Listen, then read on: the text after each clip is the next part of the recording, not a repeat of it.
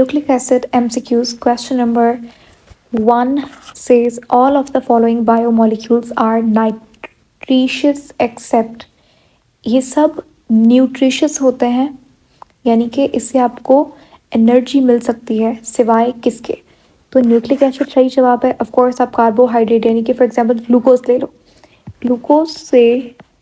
Glucose एक reduced compound है। इसकी जब आप ऑक्सीडेशन करते हो, ठीक है, सेल्यूलर रेस्पिरेशन के प्रोसेस से, तो आपके पास क्या एटीपी रिलीज होता है, ठीक है। So it's nutritious. अगर ग्लूकोज नहीं है आपके पास तो आप लिपिड तोड़ सकते हो। अगर लिपिड भी मौजूद नहीं है, you can break down, you can oxidize proteins, but you can't do that with nucleic acids, ठीक है। Question number 2, it contains nitrogenous base. इनमें से कौन सा ऐसा कंपाउंड है या कौन सा ऐसा सब्सटेंस है जिसके अंदर नाइट्रोजनस बेस होता है? यू मस्ट नो आप नाइट्रोजनस बेस क्या होता है। अगर आपने न्यूक्लियोटाइड का स्ट्रक्चर अच्छे से पढ़ा है, सो यू नो हमारे पास नाइट्रोजनस बेस होता है। नाइट्रोजनस बेस दो तरीके के होते हैं, एक प्यूरीन और एक होता है पैरामिडीन, ठीक है। इसके एग्जाम्पल तो आप देख सकते हो। प्यूरीन में हमारे पास आता है एडेनिन, थाइमीन, पैरामिडीन में ग्वानिन एंड साइटोसिन, सही है। तो अब कह रहे हैं कि नाइट्रोजनस बेस किस में होता है, तो ग्लाइकोजन क्या है?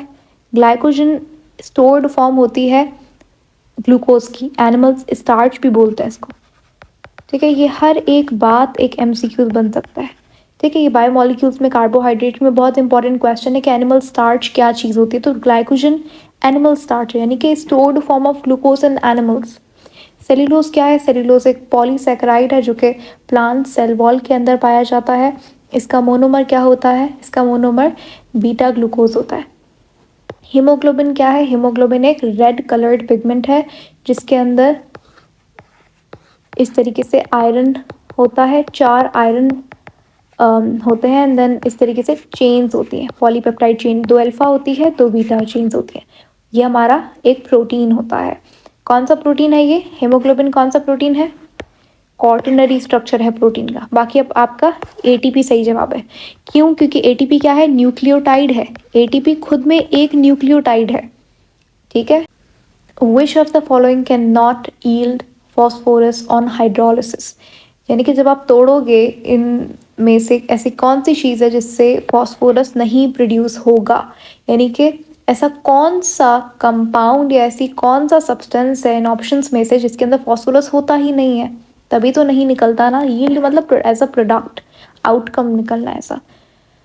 तो सबसे पहले न्यूक्लियोटाइड है, तो ऑफकोर्स न्यूक्लियोटाइड के अंदर फॉस्फोरस होता है, ठीक है, फॉस्फेट ग्रुप होता है।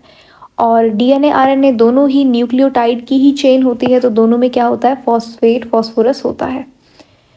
हमारे पास ऑप्शन यहाँ पे बी सही हो जाएगा, न्यूक्लियोसाइड। हमें पता है न्यूक्लियोसाइड किसे कहते हैं?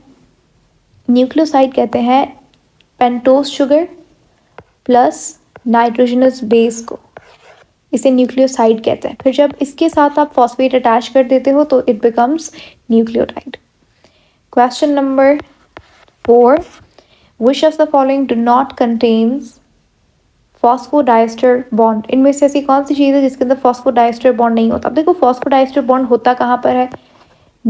न्यूक्लियोटाइड, ये देखो ये न्यूक्लियोटाइड्स है, न्यूक्लियोटाइड के दरमियान में जो ये बॉन्ड होता है ये फॉस्फोडाइस्टर बॉन्ड होता है, ठीक है। तो देखो अब डीएनए आरएनए दोनों हमारे पास क्या है? चेन्स ऑफ न्यूक्लियोटाइड है, तो इसके अंदर तो होगा ही होगा फॉस्फोडाइस्टर बॉन्ड। एनएडी क्या है? Nicotinamide dinucleotide. Dinucleotide यानी कि 2 न्यूक्लियोटाइड अटैच्ड है, तो क्या एक फॉस्फोडाइस्टर बॉन्ड है, सही है, लेकिन है तो सही। डू नॉट कंटेन, तो आपका ऑप्शन बी सही हो जाएगा। एटीपी जो है ना, याद रखना, ATP is a mononucleotide. ATP is a mononucleotide. ATP आपको साइटोप्लाज्म में ऐसी पड़ा हुआ मिलेगा। एटीपी की कभी चेन नहीं बन सकती, ठीक है, इसीलिए क्योंकि चेन नहीं होती, न्यूक्लियो एटीपी एटीपी मिलता नहीं है आपस में, तो फॉस्फोडाइस्टर बॉन्ड भी कहाँ से होगा? Question number 5, nucleic acid is. Nucleic acid क्या है? न्यूक्लिक एसिड पॉलीमर है, यानी कि मोनोमर की चेन है, न्यूक्लियोटाइड की चेन है, राइट, तो पॉलीमर हुआ। और पॉलीमर को मैक्रोमोलिक्यूल भी बोलते हैं, या फिर बायोलॉजिकल या बायो मैक्रोमोलिक्यूल। ऑप्शन बी आपका सही जवाब है।